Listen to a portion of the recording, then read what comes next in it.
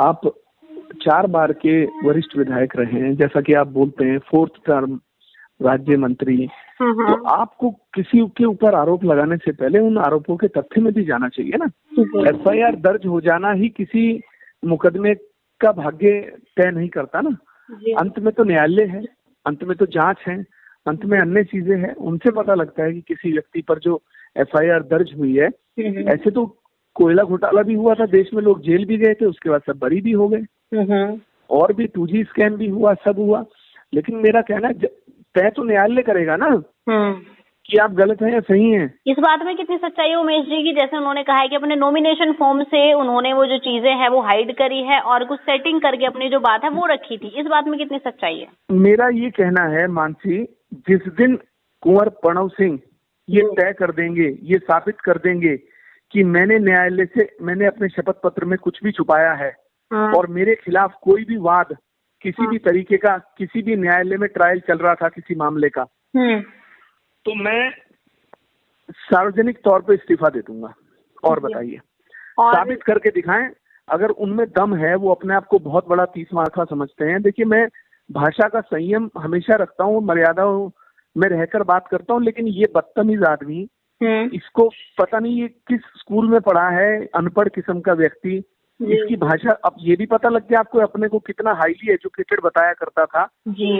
इसकी सबको एजुकेशन भी पता लग गई। फर्जी IFS 1990 बैच है, झूठ का आडंबर पिछले 22 साल से लोगों की आंखों में धूल झोंकता था कि मैं हाईली एजुकेटेड हूँ। पत्रकारों को उनके मुंह पर जलील करता था। उमेश जी की क्या IFS 1990 बैच का लोगों को पता चला, तो क्या लोगों की प्रतिक्रिया देखने को मिल रही है? आप देख लीजिए ना कितने लोगों की प्रतिक्रिया है, उनके कमेंट्स देख लीजिए कितने लोगों के हैं, तो लोगों को धीरे धीरे पता लग रहा है जी। प्रणव सिंह कह रहे हैं कि ये पुण्य भूमि है हमारी उत्तराखंड की, इसको देवभूमि कहते हैं, और इस तरह के कुकर्मी लोग हैं जो अपने आप को यहाँ विधायक बनाकर बैठे हैं। तो मुझे बताइए, इस तरह का सिलसिला पुण्य की बात आप ये बताइए, जो व्यक्ति सरेआम महिला को अपने कार्यालय में नचाता हो, जो व्यक्ति अपने गुप्तांग पर उत्तराखंड राज्य को रखता हो, जो व्यक्ति शराब पी के लोगों को माँ बहन की गंदी गालियां देता हो, जिसका चरित्र सबको पूरे प्रदेश को पता हो, वो व्यक्ति सामने वाले पे आरोप लगा रहा है। आप मुझे बताइए, इन्होंने जो FIR डाली है, इस FIR में क्या हुआ? कभी किसी ने इसकी जांच पड़ताल की? क्या किसी ने इस बात की जांच पड़ताल की? इस FIR के बाद में फिर क्या हुआ? किसी ने ये जांच पड़ताल की कि जिस लड़की ने FIR कराई थी वो गैंगस्टर में जेल क्यों गई? किसी ने इस बात की जांच पड़ताल कराई कि उमेश कुमार के खिलाफ दिल्ली की इन्वेस्टिगेशन यूनिट ने जांच करी इस मामले की और निर्दोष पाए गए? उन्होंने क्वेश्चन मार्क इसलिए तो लगाया है कि उमेश जिस बात को स्पष्ट करेंगे, उन्होंने साफ तरीके से पूछा है ना। मैं कर तो रहा हूँ, सुन लीजिए ना, अब सुन लीजिए ना जी। न्यायालय में ये मामला चला जी, मैं माननीय न्यायालय ने मुझे दोष मुक्त किया।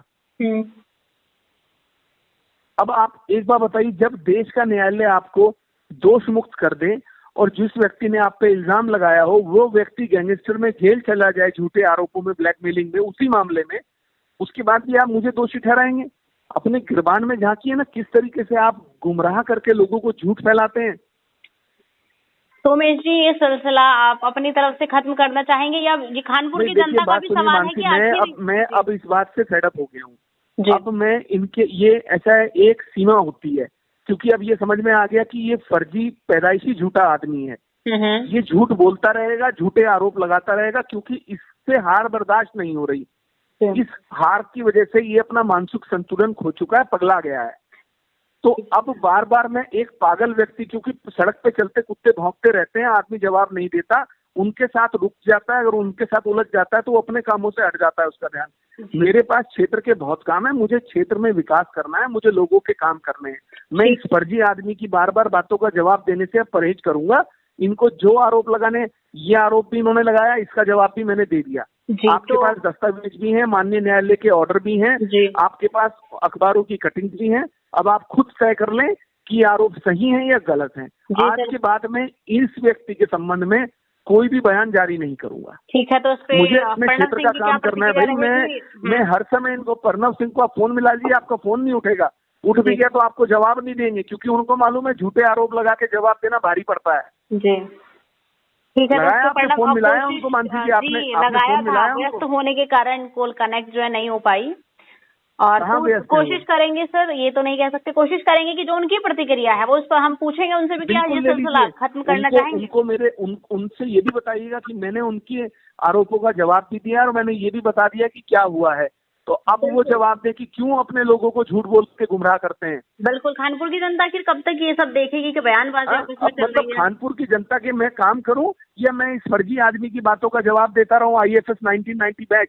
बिल्कुल। अरे विडंबना देखिए, मेरी माताजी चाहती थी कि मैं समाज की सेवा करूं, इसलिए मैंने सिविल सर्विसेज में सेलेक्ट होने के बाद भी नौकरी नहीं की। कितना बड़ा झूठा आदमी है, इसको झूठ बोलते भी शर्म नहीं आती। चलिए, फिर आज झूठा आरोप लगा दिया सुबह सुबह। कोशिश करेंगे उनकी प्रतिक्रिया भी कानपुर की जनता के सामने है, जिस तरह से आपको उनकी प्रतिक्रिया मिल गई तो मुझे बता दीजिएगा, मैं भी मान जाऊंगा। जरूर सर, धन्यवाद। ठीक है भाई, धन्यवाद। कानपुर विधानसभा के वर्तमान विधायक और पूर्व विधायक के बीच जिस तरह हम आपको उनकी आपस की बयानबाजी और एक दूसरे पर जिस तरह से ये आरोप प्रत्यारोप का ये सिलसिला है, ये ना जाने कब खत्म होगा, क्योंकि ये सिलसिला रुकने का नाम नहीं ले रहा है।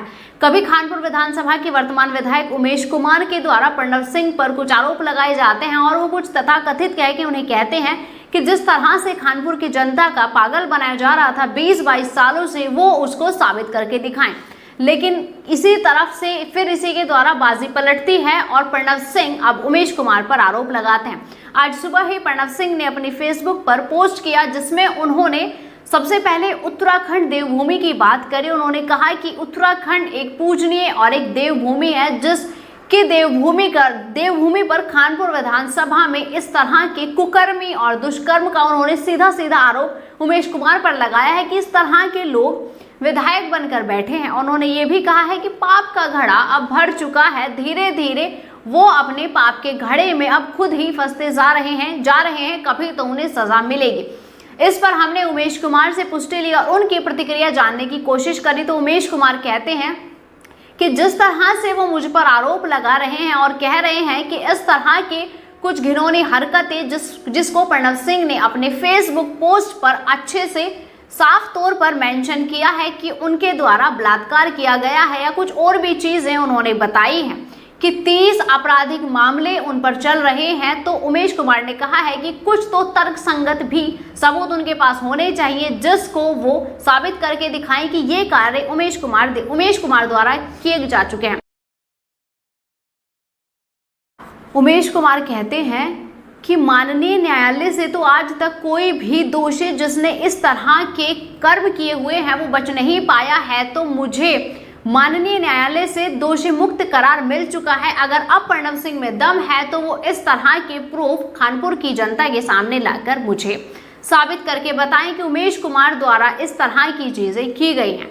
प्रणव सिंह का कहना है कि चुनाव के समय में उमेश कुमार पर साफ तरीके से उन्होंने आरोप लगाया है कि उमेश कुमार का काम हमेशा सेटिंग करने का होता है और अपने नॉमिनेशन फॉर्म से उन्होंने ये चीजें नॉमिनेशन फॉर्म से दूर रखी और पहले चुनाव आयोग से सेटिंग करी थी कि इस तरह की चीजें सामने ना आ जाए। अब देखना होगा कि इस पर प्रणव सिंह अपनी क्या प्रतिक्रिया देते हैं। जिन चीजों पर उन्होंने क्वेश्चन मार्क लगाए हैं वो इन चीजों को साबित करके दिखाते हैं या नहीं। हालांकि हमने प्रणव सिंह से भी प्रतिक्रिया लेने की कोशिश करी थी, लेकिन व्यस्त होने के कारण वो हमें प्रतिक्रिया नहीं दे पाए। एक बात मैं आपको और बता देती हूँ, वर्तमान विधायक उमेश कुमार का ये भी कहना है कि इस तरह के मानसिक संतुलन बिगड़े व्यक्ति से अब मैं और आगे बातचीत नहीं करना चाहता और मैं अपनी तरफ से